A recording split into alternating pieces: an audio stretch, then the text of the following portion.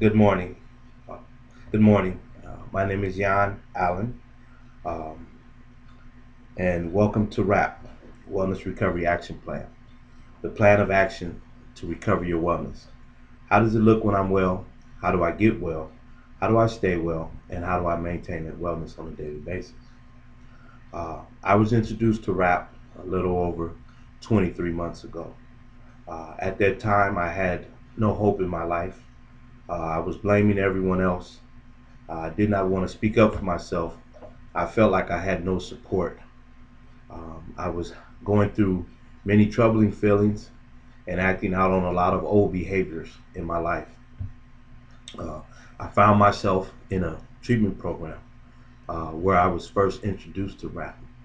And at that time, the first day that I was introduced to rap, it wasn't so much the material that caught my eye as it was the facilitator who told me about his hope. His hope to once again regain a life, his hope to once again regain a relationship with his son, his hope to once again rebuild solid foundations with others, supporters that he called them. And that gave me hope. Hearing other people's experience is what I like to call it. It told me that even at that time, no matter what my past was, that I could uh, pick up the pieces, that I could rebuild my life, that I could regain uh, myself and my son's life, that I could become a productive member of society, that I could gain supporters and support others.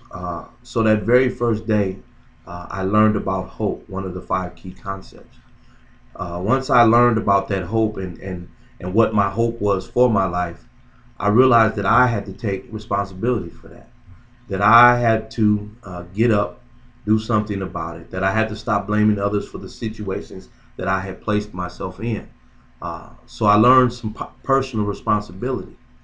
Um, After learning the personal responsibility around the hope that I had for my life, I next needed to educate myself more about rap, educate myself more about the tools that I would use uh, to combat the uncomfortable feelings or old behaviors when they came up. Learn more about myself, what triggers me, some early warning signs that I may have. Um, and so I began the process of educating myself. Once educating myself, taking personal responsibility, and uh, putting the hope that I have for my life forefront in my life, I began to get a voice. I began to be able to speak up for myself. I began to be able to uh, let others know what I needed for me, let others know how I wanted my wellness to be. Uh, and last, I was able to garner support. Support had always eluded me. And it wasn't because people weren't there to support me. It's because I didn't know how to allow people to support me. I didn't know how to put my pride aside and ask for help and let people know what was going on with me and let people know what I needed, uh, how I needed their support for my wellness. And I didn't realize until being introduced to rap that these are the five key recovery concepts of rap. The very beginning, the hope that I had that I too could live a viable life, the personal responsibility, getting up and getting out and doing what I needed to do for me and my wellness, the education of myself, and the education of tools that I would use to continue my wellness, the self advocacy, speaking up to others, whether it be care providers, whether it be family, whether it be co workers, about what it is that I need for my wellness and the support. Uh, Allowing people to be support in my life as well as being support to others in my life. Uh, from there, rap taught me wellness tools, things that are simple, safe, and free, things that I can use if I'm at a 10, 8, or 9 to keep me at that level, or if I'm at a 1, 2, 3, to bring me up to a place of wellness that I'm comfortable in being in. Because one thing that I've learned about rap is that I'm the expert on me. and that I know where I'd like to be in wellness on a daily basis. I don't have to be where everybody else wants me to be or where everybody else would like to be. I only have to be where I would like to be in my wellness. And the wellness tools for me, some of them, prayer, meditation, music. Music is a big wellness tool for me. Um, Walking by the water, watching the sunset, watching the sunrise. These are all wellness tools that I choose to use on a daily basis um, for my wellness, to keep me where I am able to enjoy life to the fullest each day. After wellness tools, we get into the first part of rap. There are 6 parts to rap, and the first actual part of rap is the daily maintenance plan. There are 3 parts to the daily maintenance plan. The first part of the daily maintenance plan is how I'm like when I'm well, or how would I like to feel when I'm well, or some, or I remember when I first started rap, I didn't exactly know how I would like to feel. I mean, excuse me, I didn't exactly know how I felt when I was well because I hadn't been well for so long. So I had to ask myself, how would I like to feel when I'm well? And I was able to, from there, kind of figure out, okay, I'd like to feel happy. I'd like to feel energetic. I'd like to feel boisterous. I'd like to feel warm inside. I'd like to feel calm. I'd like to feel peace. I'd like to feel of various things. And I could understand it better for me when I said, how would I like to feel? Because for a long time, I hadn't been in wellness and I didn't know what it felt like to be well. So I had to go back a ways to figure that out. That's the first part of the daily maintenance plan. How I'm like when I feel well, or how would I like to feel when I feel well.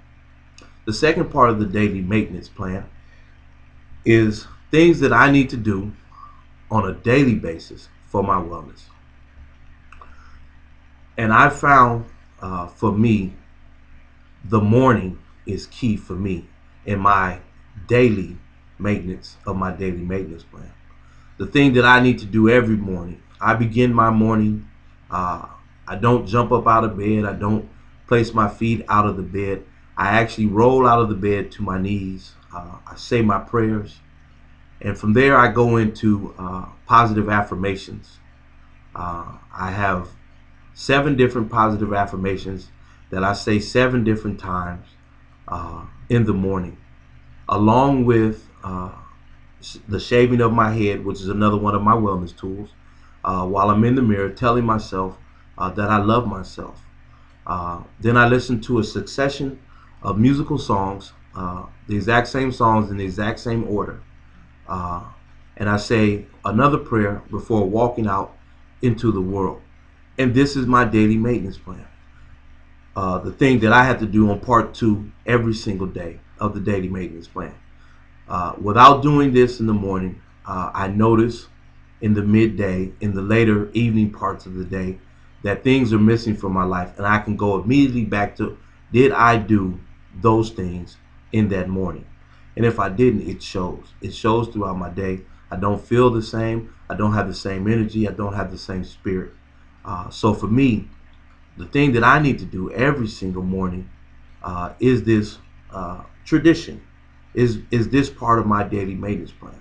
And for everybody, it'll be different. Some people's will be in the evening. Some people will be throughout the day. But it's something that you do every single day to maintain your wellness. Whether it be drinking 8 glasses of water, whether it be praying, meditating, listening to a specific song, whether it be calling a specific person, texting a specific person, whatever it is, everybody's will be different and some will be similar. But it's something that you do every single day for your wellness. And part 3 of the daily maintenance plan is things that are optional, things that I may do, every other day, things that I may do once a week, things that I may do once a month. One that I have is actually something that I'm looking forward to doing down the line in my life, and that's hot air ballooning. And by having this as a optional on my daily maintenance plan, it ensures for me that I'll do everything needed possible to get to that point until I'm able to ride in that hot air balloon. It keeps me focused on my daily maintenance plan. It keeps me in wellness with my wellness tools to because it's a hope. I go back to my 5Q recovery concept. It's a hope of mine to get to ride in this hot air balloon one day, and so I have it on my optional to do on my daily maintenance list, because I know the day that I do it, after researching and looking at all the pretty pictures that it seems that it'll show you when you're up there, that I'll look forward to that. Uh, so the next part, and that was the daily maintenance plan, which again had three parts. The first part being what I'm like when I'm well. The second part being things that I need to do every day. And the third part being things that I can do that are optional.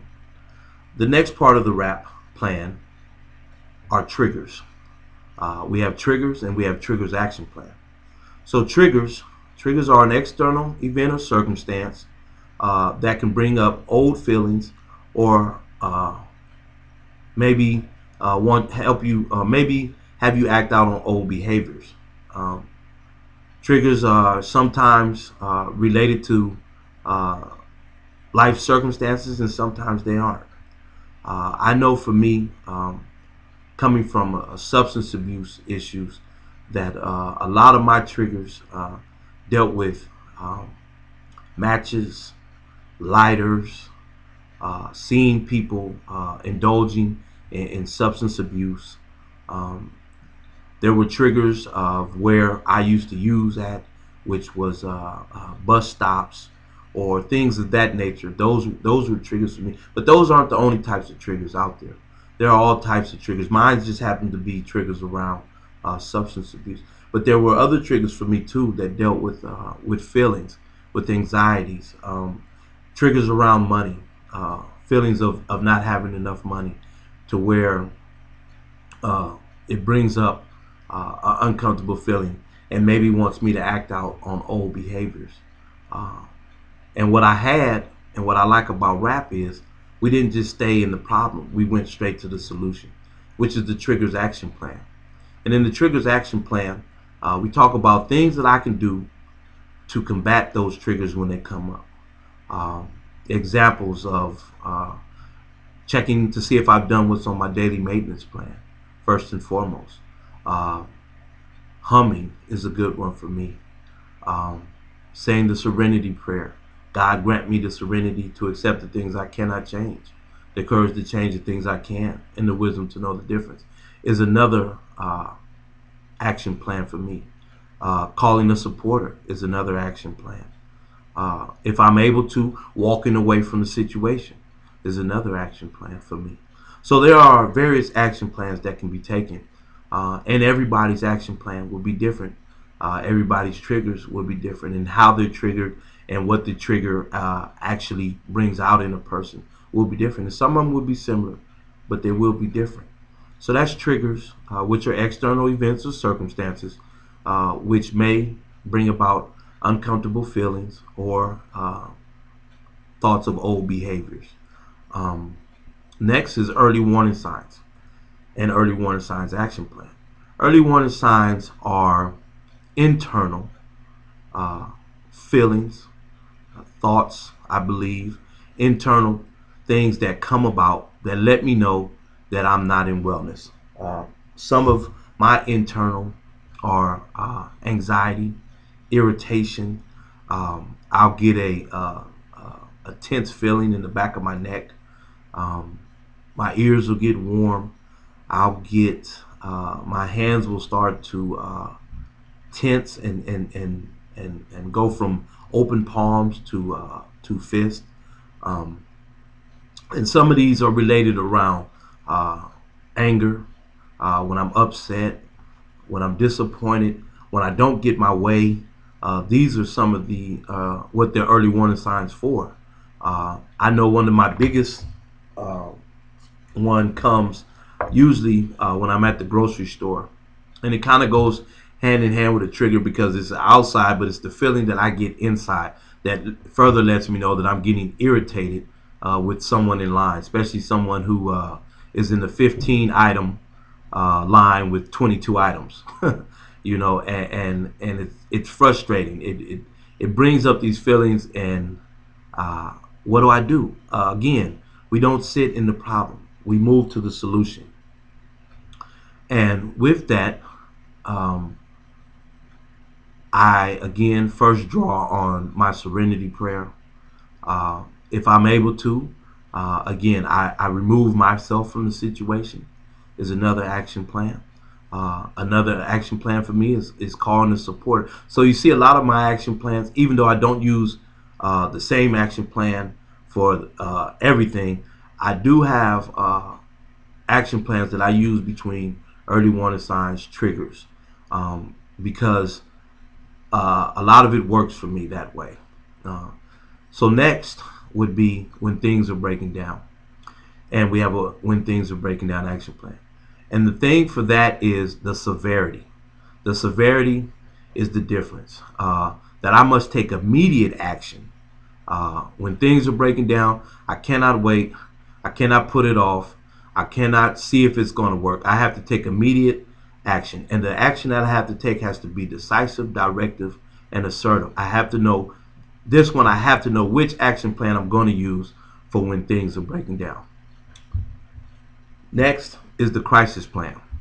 The crisis plan, there's two keys to the crisis plan. The first key of the crisis plan is this is the only part of the crisis plan that you will hand to someone else, your supporter. And this is the part of the crisis, this is the part of the plan what you should do when you're well. There are 9 parts to the crisis plan. The first part of the crisis plan is what I'm like when I'm feeling well. Again, you'll notice that theme. This is all about wellness. Wellness Recovery Action Plan. We talk about wellness tools. We talk about what I'm like when I'm feeling well in the daily maintenance plan. And now we're talking about what I'm like when I'm well in the crisis plan. And what I'm like when I'm well. Knowing what I'm like when I'm well, so that I'll know when it's time for somebody to enact this plan, because they'll know when I'm not well. The second part are indicators. Indicators to others to let them know that I'm not doing well and that they need to start to enact this plan that I've come up with. A crisis plan for me allows me to still have a voice, even though I may be incapacitated, I may have fallen on bad times or whatever it is. I'm still able to have a voice by allowing others to support me. The third part is supporters. RAP suggested we have 5 supporters. Also, that you sit down with these supporters and you get a clear understanding of who's going to do what, who you're going to ask to do what for you. In case of something, who might be the main person that can get everybody together. It's also suggested that you talk about who you don't want to have as your supporter, so that nothing goes wrong. Part 4 is medication. What doctors, pharmacies, medications, the names, the phone numbers, the prescriptions, how many, all this wrote out, and who I want to take care of it, somebody that understands medications and whatnot. Part 5 is treatments. What type of treatments I would like. I always talk about that I do not want electroshock therapy. Who knows what other treatments will come up in the course of my life, but I know for me I don't want electroshock therapy.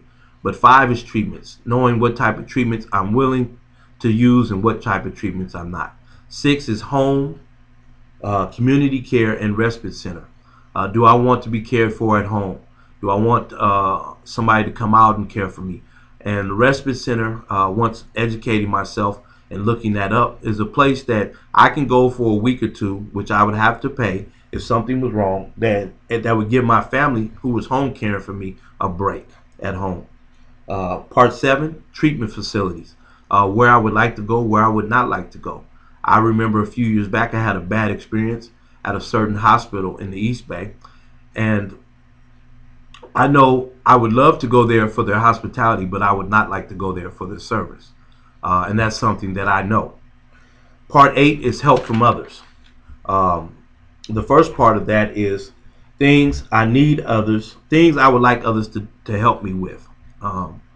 Little things around the house, picking up medications, whatever it might be. They're just things that I might need people to help me with.